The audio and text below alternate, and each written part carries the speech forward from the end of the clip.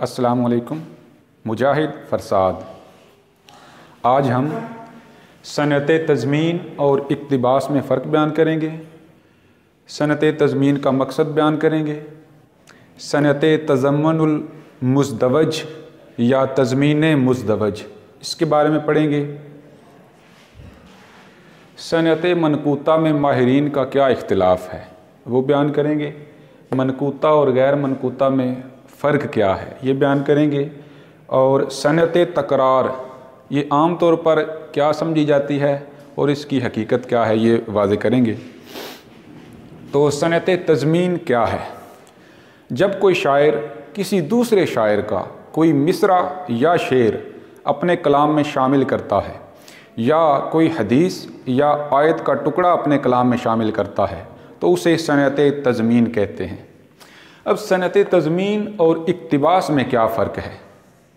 ज़्यादातर माहिरीन इक़्तिबास और सनअत तज़मीन का फ़र्क बयान नहीं करते, लेकिन बहरुल फ़साहत के मुसन्निफ़ नजमुल गनी ख़ान रामपुरी उन्होंने इसमें फ़र्क बयान किया है। उनका कहना है कि अगर कोई आयत या हदीस का टुकड़ा शामिल किया जाए तो वो तज़मीन नहीं बल्कि वो इक़्तिबास होगा। अब सनअत तज़मीन और इक़्तिबास इनकी शेरी मिसालें देखते हैं। गालिब कहते हैं, गालिब अपना ये अकीदा है बकौल नासिख, आप बेबहरा है जो मोतक़िद मीर नहीं। ये असल में ये जो मिसरा है ये नासिख का है और गालिब ने अपने शेर में इसको इस्तेमाल किया है। तज़मीन को इस्तेमाल करने का तरीका ये है कि जो मिसरा या शेर इस्तेमाल किया जाए उस पर वावैन ज़रूर डालनी है ताकि सरका ना हो, ये मालूम हो सके कि ये किसी दूसरे शायर का मिसरा या शेर है। अब इक़्तिबास की मिसाल देखते हैं। ये भी गालिब ही का शेर है। धूप की ताबिश आग की गर्मी वकीना रब्बाना अज़ाब अन्नार। अब ये चूँकि आयत का टुकड़ा है इसलिए ये इक़्तिबास के ज़ुमरे में आएगा, तज़मीन के ज़ुमरे में नहीं आएगा। और इसमें चूँकि दो ज़ुबानें हैं तो इसमें सनअत तलमीर जिसमें दो ज़ुबानें इस्तेमाल की जाती हैं, उर्दू और अरबी, ये उसकी भी मिसाल है। अब देखते हैं कि तज़मीन का मकसद क्या है, तज़मीन इस्तेमाल क्यों की जाती है। तो इसका सबसे बड़ा मकसद किसी भी शेर या मिसरे की तफसीर या तशरीह बयान करना है। तो इस मकसद के लिए मिर्ज़ा अज़ीज़ बेग सहारनपुरी इन्होंने एक पूरी किताब लिखी है, रूह कलाम गालिब, जिसका दूसरा नाम है तफसीर कलाम गालिब। तो इसकी इनफरादियत ये है कि ये तमाम मंजूम कलाम है और गालिब के कलाम की शरह बयान की गई है। तज़मीन लगाकर, तज़मीन इस्तेमाल करके रूह कलाम गालिब के नाम से वो शरह बयान की गई है।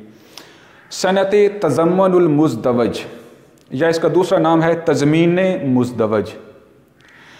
इसमें दो अल्फाज जो हम वज़न होते हैं और हम काफ़िया होते हैं वो बिल्कुल इकट्ठे इस्तेमाल किए जाते हैं।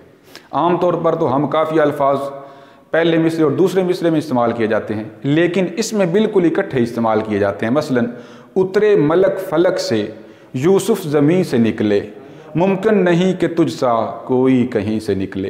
तो इसमें देखें ये दोनों लफ्ज़ मलक फलक ये हम वज़न भी हैं और हम काफ़िया भी हैं।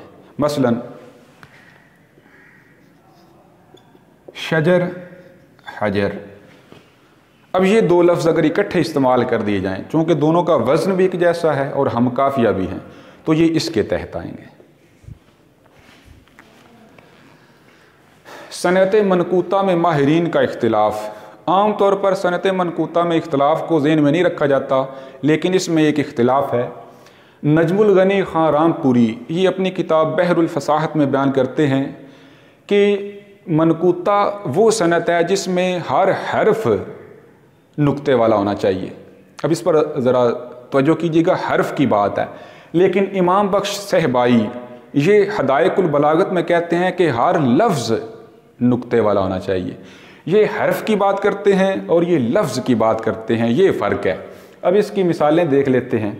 अब अगर हम ये देखते हैं पेश शफ़क़त ज़ेब जन्नत, अब ये भी नुक्ते वाला लफ्ज़ हर्फ है, ये भी, ये भी, ये भी, ये भी, ये भी, यानी हर हर्फ नुक्ते वाला है। جیم نون تے. تو یہ نجم الغنی خان رامپوری جو تعریف بیان کرتے ہیں اس کے مطابق ہے. لیکن امام بخش صاحبائی کہتے ہیں کہ حرف کی ضرورت نہیں، البتہ لفظ میں ایک نقطہ ضرور ہونا چاہیے. جیسے لڑک پن کھیل میں کھویا، جوانی نیند بھر سویا. اب اس میں دیکھیں یہ کاف بھی آ گیا جس پر نقطہ نہیں ہے، لیکن چونکہ جو لفظ مکمل ہے اس میں کم از کم ایک حرف نقطے والا ہے. یہ کھیل ہے، اس میں لام جو ہے اور کھے یہ جو ہے ان میں نقطہ نہیں ہے، اور میم اور یہ کھے اور واو یہ اس طرح الف دال را سین واو، لیکن جو پورا لفظ ہے اس میں کہیں نہ کہیں نقطہ آتا ہے. تو یہ ان دونوں نے فرق بیان کیا ہے. تو آپ نے بھی یہ ذہن میں رکھنا ہے کہ صنعت منقوطہ میں ماہرین کا اختلاف کیا ہے.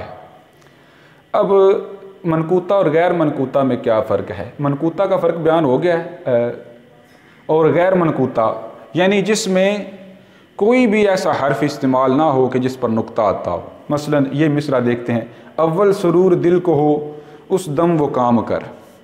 اب یہ دیکھیں اس میں کوئی بھی ایسا حرف نہیں جس پر نقطہ ہے، اس میں بھی کوئی نہیں. یعنی اگر یہ پورا مصرع آپ ذہن میں رکھتے ہیں تو کوئی ایک حرف بھی ایسا نہیں ملتا جس پر نقطہ ہو، تو اسے صنعت غیر منقوطہ کہتے ہیں. اب آتے ہیں صنعت تکرار کی طرف. یہ عام طور پر صنعت تکرار آسان سمجھی جاتی ہے، لیکن ایک اس کا ہلکا سا فرق ہے وہ سمجھنے والا ہے. اگر کسی سے پوچھیں، میں نے اپنے شاگردوں سے پوچھا تو انہوں نے مجھے صرف یہ بتایا کہ جہاں پر دو لفظ ایک جیسے اکٹھے آ جائیں، ان کی تکرار ہو جائے تو وہ صنعت تکرار ہے. حالانکہ صرف یہ فرق نہیں ہے، ایک اور فرق بھی ہے. وہ یہ ہے کہ وہ ایک ہی لفظ بے شک درمیان میں وقفے سے استعمال ہو، جیسے جانے، پھر یہ ایک اور لفظ آ گیا اس کے بعد پھر جانے، یہ دو لفظ آ گئے تین، اس کے بعد پھر جانے، یہ دو تین لفظ اور آ گئے پھر جانے. اب صرف پتا پتا اور بوٹا بوٹا ان کی تکرار نہیں ہے، بلکہ جانے جانے جانے جانے یعنی یہ بھی تکرار میں شامل ہے. اگر بالفرض یہ مصرع دے دیا جاتا ہے، یہ نہیں دیا جاتا، یہ تو فوراً پتہ چل جاتا ہے پتا پتا بوٹا بوٹا، تو یہ صنعت تکرار کا فوراً پتہ چلتا ہے. لیکن اگر یہ ایک مصرع دے دیا جائے تو پھر تھوڑی مشکل پیدا ہو سکتی ہے. لہذا یہ بھی ذہن میں رکھیں کہ اگر کوئی ایک لفظ بے شک لفظوں کے وقفے سے آ رہا ہو لیکن وہ بار بار آ رہا ہو تو اسے صنعت تکرار کہتے ہیں. بہت شکریہ.